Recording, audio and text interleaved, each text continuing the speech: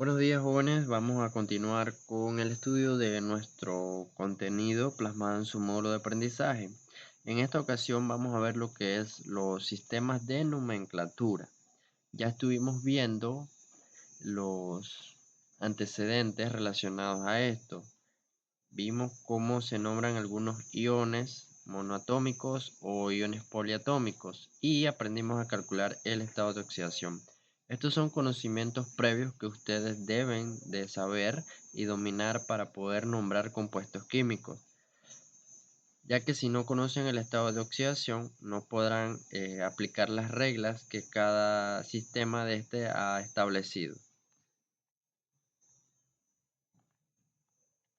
Veamos qué es la nomenclatura. Dice que la nomenclatura es como el lenguaje que nosotros utilizamos en química para poder comunicarnos, ya que a través de ella es que nosotros podemos nombrar un compuesto químico y asimismo saber las propiedades que éste tiene. Entonces, en química se conoce como nomenclatura al conjunto de normas que determina la manera de nombrar o llamar a los diversos materiales químicos conocidos por el ser humano, dependiendo de los elementos que los componen y de la proporción de los mismos. Así que estas son un conjunto de reglas que un sistema ha establecido para poder nombrar a los compuestos químicos, todos los que existen. Y el organismo internacional o el encargado de establecer estas normas se llama IUPAC. Por sus siglas, pues en inglés y traducida al español sería la Unión de Química Pura y Aplicada, la Unión Internacional de Química Pura y Aplicada. Ella se encargó y se reunió con muchos miembros para establecer las normas en que vamos a nombrar los compuestos químicos. Así que para ellos ha establecido tres grandes sistemas. El tradicional o el sistema antiguo, también se conoce como el sistema antiguo. Tenemos el sistema estequiométrico o el sistema sistemático, también lo podrán encontrar como sistema sistemático. Y por último el sistema Stock. Ahora vamos a ver con mayor detalle cada uno de ellos y cuáles son las reglas que debemos aplicar para poder nombrar un compuesto. En el sistema tradicional, ellos digamos que se especializan en utilizar prefijos y sufijos, donde hacen referencia a que los elementos tienen varios estados de oxidación y que cuando tienes el menor estado de oxidación debemos utilizar el prefijo oso y cuando el elemento tiene pues un estado de oxidación mayor, vamos a utilizar el prefijo ico. ¿Cómo así? Bueno, por ejemplo, para el menor número de oxidación, ya dijimos, se utiliza oso y para el mayor número de oxidación vamos a utilizar ico. Ahora, hay elementos químicos que contienen más de dos estados de oxidación, es decir, que ahí vamos a aplicar estas reglas plasmadas en este cuadro. Cuando el elemento tiene un solo estado de oxidación, vamos a utilizar el prefijo ico o el nombre del elemento. Un ejemplo sería el sodio. Entonces vamos a utilizar el prefijo ico. Cuando el elemento tenga dos estados de oxidación, para el menor estado de oxidación, nosotros vamos a utilizar la terminación o el prefijo oso. Y cuando tenga para el mayor estado de oxidación, entonces ico. Cuando tenga tres estados de oxidación, para el menor utilizamos hipo, terminación oso. En el intermedio utilizamos solo la terminación oso y para el mayor vamos a utilizar la terminación ico. Ahora, cuando encontremos elementos con cuatro estados de oxidación, para el menor utilizamos hipo, terminación oso, en el intermedio menor oso, en el intermedio mayor ico y en el intermedio mayor per con la terminación ico. Quiere decir pues que los del medio van a tener la terminación oso, ico. Y el primero va a ser hipo, terminación oso, y el mayor per, terminación ico. Algún ejemplo sería unos compuestos derivados del cloro, por ejemplo, ácido hipocloroso. Ahí estamos utilizando el hipocloroso porque es el de menor estado de oxidación. El cloro tiene varios estados de oxidación. Entonces, como el menor, se llama ácido hipocloroso. Ahora, él también tiene un estado de oxidación mayor y se va a llamar ácido perclórico. Perclórico, porque estamos empleando el prefijo per, la terminación ico, y hace alusión a que es derivado del cloro. Entonces sería ácido perclórico. Entonces, vamos a ver algunos ejemplos. El hierro es un elemento metálico que actúa con dos estados de oxidación.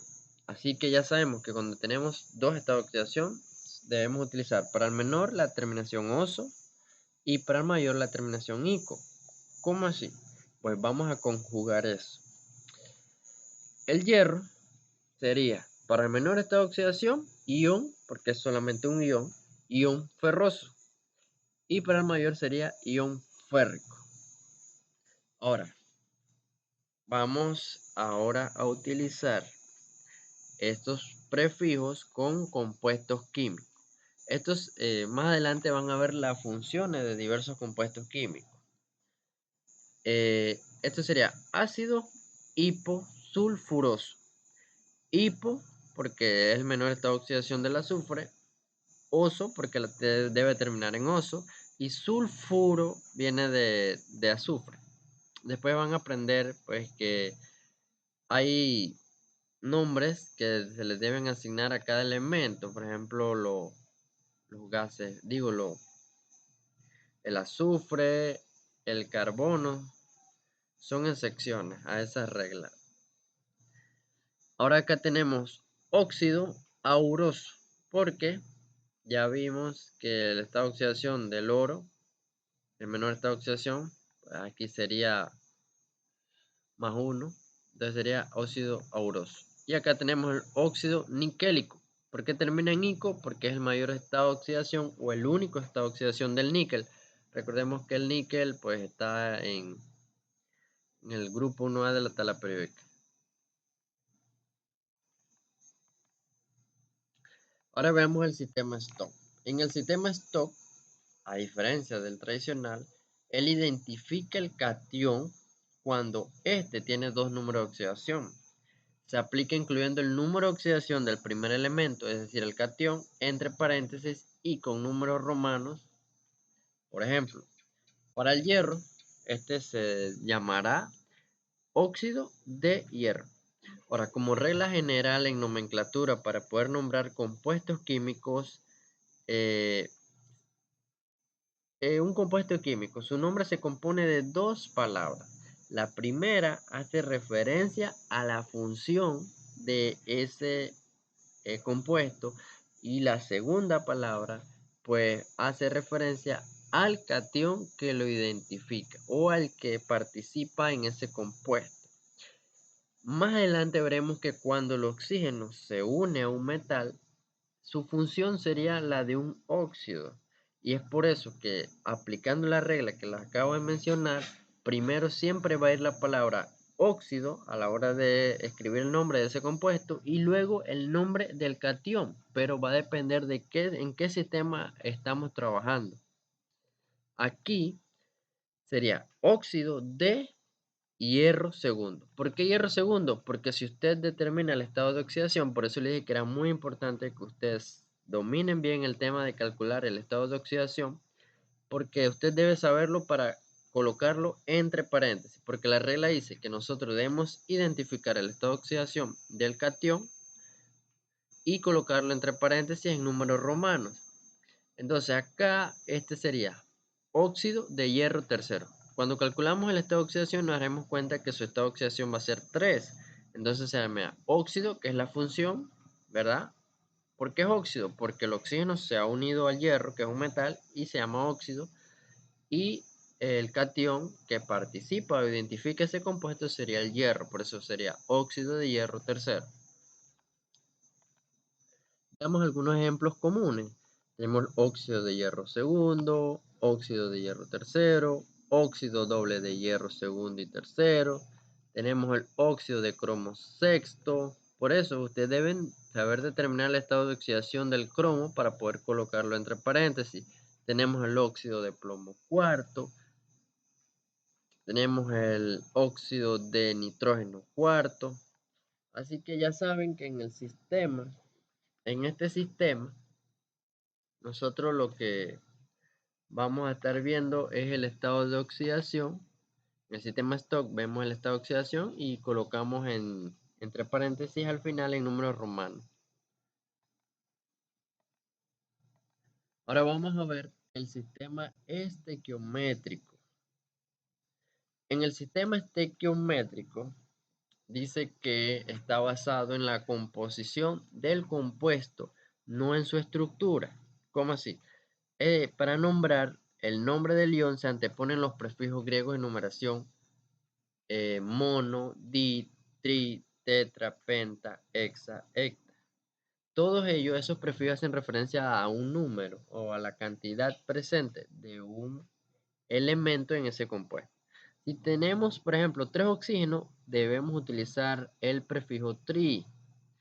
Si tenemos 4, sería tetra y así sucesivamente. Si son 10, deca. Así que usted debe dominar los prefijos griegos para hacer referencia a los números.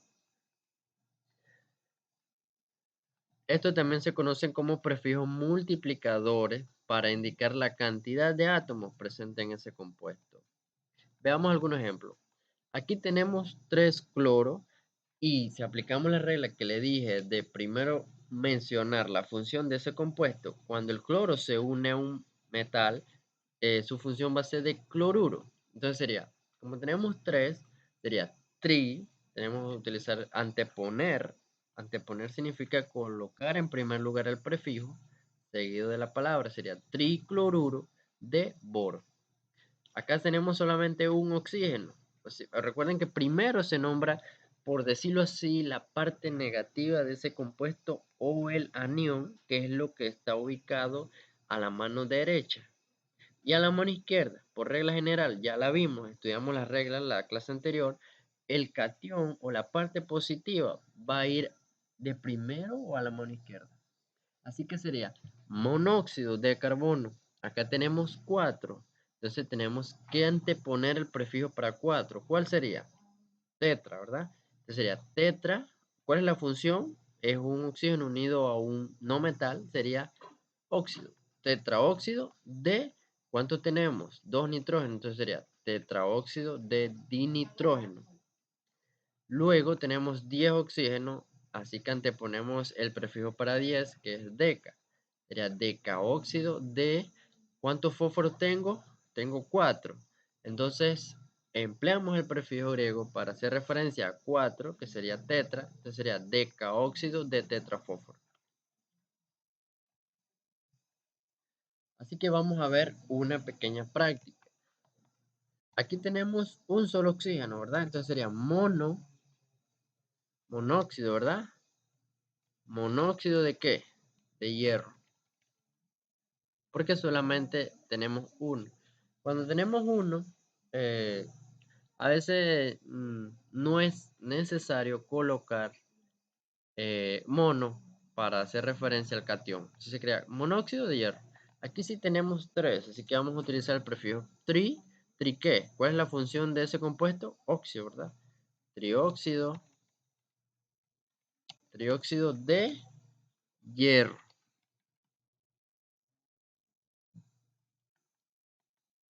Así que, bueno muchachos, de esta manera hemos culminado la clase sobre los 3 sistemas de nomenclatura. Luego vamos a ver cómo nombrar compuestos en diversos sistemas. Vamos a hacer un breve repaso. En el sistema estequiométrico ya vimos que, o sistemático, hay que nombrar utilizando los prefijos griegos y la función de ese compuesto. Luego en el sistema stock vamos a identificar el estado de oxidación del metal y lo vamos a colocar entre paréntesis. Y en el sistema tradicional pues utilizamos lo que son los prefijos oso, para menor estado de oxidación, ICO para el mayor estado de oxidación. Así que ahora vamos a ver una pequeña práctica para ver si quedó claro estos términos. Dice, ¿a qué nomenclatura corresponde el óxido áurico? Primero tenemos que saber cómo está planteado o nombrado ese compuesto. Miren que tiene una terminación ICO. ¿Qué sistema emplea los prefijos oso-ICO? Es el sistema tradicional o el sistema antiguo. Así que aquí la respuesta sería el sistema antiguo. Luego dice, ¿a qué tipo de nomenclatura corresponde el óxido de plomo segundo? Recuerden que cuando nosotros determinamos el estado de oxidación del catión o del metal y primero anteponemos la función de ese compuesto que sería óxido y lo colocamos entre paréntesis o al final en números romanos, estamos trabajando en el sistema Stokes. Así que aquí la respuesta sería el sistema Stokes. Veamos la número 3. ¿A qué tipo de nomenclatura corresponde el dióxido de potasio? Aquí no se coloca el prefijo mono para hacer referencia a 1 porque el potasio tiene un único estado de oxidación, que es +1. Recuerden que él es un alcalino ubicado en el grupo 1A de la tabla periódica. Entonces, como están empleando los prefijos griegos para hacer referencia a números de átomos, que sería di, indicando que hay 2 oxígenos, entonces sería el sistema sistemático o estequiométrico, ¿verdad? Sistemático o estequiométrico. Ahora vamos a ver el cuarto. Dice, ¿a qué tipo de nomenclatura corresponde el trióxido de azufre? Aquí vuelven a utilizar el prefijo tri para hacer referencia a tres átomos de azufre, digo, de oxígeno. Eh, el azufre, pues no le colocan el, el prefijo, así que sería igual, sistema sistemático o estequiométrico. Dice, ahora el 5, ¿a qué tipo de nomenclatura corresponde el hidróxido plumboso? Aquí emplean la terminación oso, quiere decir que es el menor estado de oxidación. ¿De qué? Del plomo. Cuando usted nombra compuesto del plomo, sería plumboso para el menor estado de oxidación o plúmbico para el mayor estado de oxidación. Entonces, como están empleando las terminaciones oso o los prefijos oso-ico, sería en el sistema antiguo o tradicional. Dice, ¿a qué nomenclatura corresponde el óxido de nitrógeno cuarto? Vuelven a emplear acá lo que es el estado de oxidación del catión o de la parte positiva del compuesto, que sería el nitrógeno. Y así que sería el sistema Stokes. Sistema Stokes. Luego sería, ¿a qué tipo de nomenclatura corresponde el ácido perclórico? Recuerden que yo les dije que cuando utilizamos per, terminación ico, estamos trabajando en el sistema antiguo o el tradicional. ¿A qué tipo de nomenclatura corresponde el bromuro de cobre? Pues sería evidentemente en el sistema Stokes. Acá emplean el monóxido de dinitrógeno. Miren que tenemos, entonces sería un átomo de oxígeno y 2 de nitrógeno. Luego vamos a ver cómo a partir del nombre yo tengo que escribir la fórmula de ese compuesto o cómo a través de la fórmula yo lo puedo nombrar aplicando las reglas que acabamos de ver. Entonces sería monóxido de dinitrógeno. Estaríamos trabajando en el sistema sistemático o estequiométrico. Y por último, ¿a qué tipo de nomenclatura corresponde el sulfato de hierro tercero? Como están colocando entre paréntesis y números romanos el estado de oxidación del hierro. Recuerden que el hierro tiene 2 estados de oxidación, 2 y 3. Entonces, sería en el sistema Stokes. Así que muchachos, de esta manera hemos finalizado con la clase del día de hoy, esperando que realicen algunas prácticas que están plasmadas en su módulo de aprendizaje Y si tienen dudas, me las hacen llegar a través del sistema a través del grupo de WhatsApp. Y nos vemos la próxima clase donde vamos a ver la clasificación de los compuestos inorgánicos y las funciones que estos tienen.